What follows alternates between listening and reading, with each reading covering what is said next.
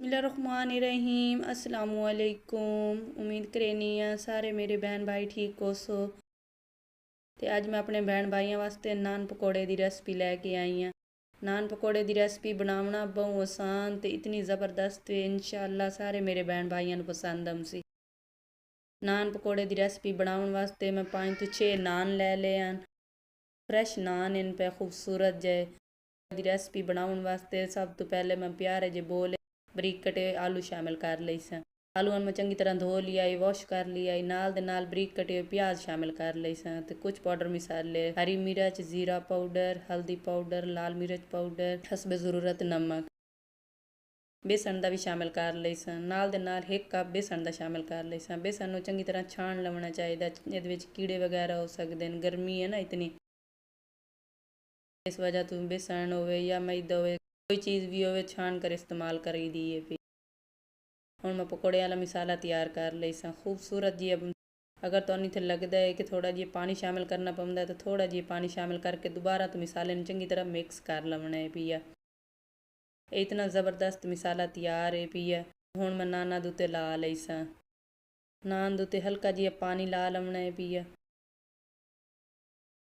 नान दूते हल्का जी पानी ला लवना ताकि मसाला उत्ते चंगी तरह चिपक जाए। अगर तुहानू मेरी ये रेसिपी पसंद आती पई है तो मेरी इस वीडियो को लाइक शेयर सबसक्राइब करना ना भूलिया। बैल आइकन भी दबा दिता करो ताकि आने वाली हर रेसिपी मेरी तुहाडे तक जल्दी पहुँच जाए। अल्हम्दुलिल्लाह माशाअल्लाह कितना ज़बरदस्त उत्ते मसाला मैं ला ली है। बिल्कुल इसी तरह तुसा नान दे उत्ते पकौड़े वाला मसाला ला लवना है। ये कोई मुश्किल नहीं ना कोई परेशानी है, बहुत आसानी नाल मसाला उत्ते चिपक जाता। हल्का जिहा पानी नान दे उत्ते ला लईसो ना तो इंशाअल्लाह उत्ते मसाला सही तरह चिपक वैंदा। घी इत्थे गर्म होया खला तो हुण मैं नान पकौड़ा फ्राई करना शुरू करे सा। मैं अपने बहन भाइयों नाल आसान तो आसान रेसिपियाँ शेयर करेनी हाँ ताकि मैं सोचेनी हाँ कि मेरे बहन भाइयों नूं बनावणे च मुश्किल ना होवे ते ना कोई परेशानी होवे।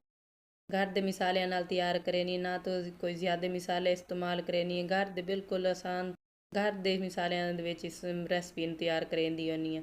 अल्हम्दुलिल्लाह माशाअल्लाह कितना ज़बरदस्त इतने नान पकौड़ा फ्राई हो गई है। तो हुण मैनू बाहर काढ़ लई स। जितना कि वेखणे खूबसूरत लगता भी है इंशाअल्लाह उस तो कई ज़्यादा खाने च मज़ेदार उसी। बारिश का मौसम होवे तो ये नान पकौड़ा बना के खाओ इंशाअल्लाह ये बड़ी ज़बरदस्त रेसिपी है पई। मेरे बहन भाइयों ने मैंने कमेंट करके दसना है कि मेरी नान पकौड़े की रेसिपी किहो जी लगी है। इंशाअल्लाह मैं अपने बहन भाइयों को कमेंट का जवाब दे सा। बिल्कुल इसी तरह मैं सारे नान फ्राई कर लई सा। ये कोई मुश्किल नहीं तो ना कोई परेशानी है पई। मैं उम्मीद करे सा कि अज वाली रेसिपी सारे मेरे बहन भाइयों पसंद आती पई उसी। मेरी इस वीडियो को लाइक शेयर भी कर दिता करो अपने बहन भाइयों नाल अपने दोस्तों नाल। अल्लाह पाक तुहानू अपनी हिफ्ज़ो ईमान च रखे। अगली वीडियो च मुलाकात होसी। अल्लाह हाफिज़।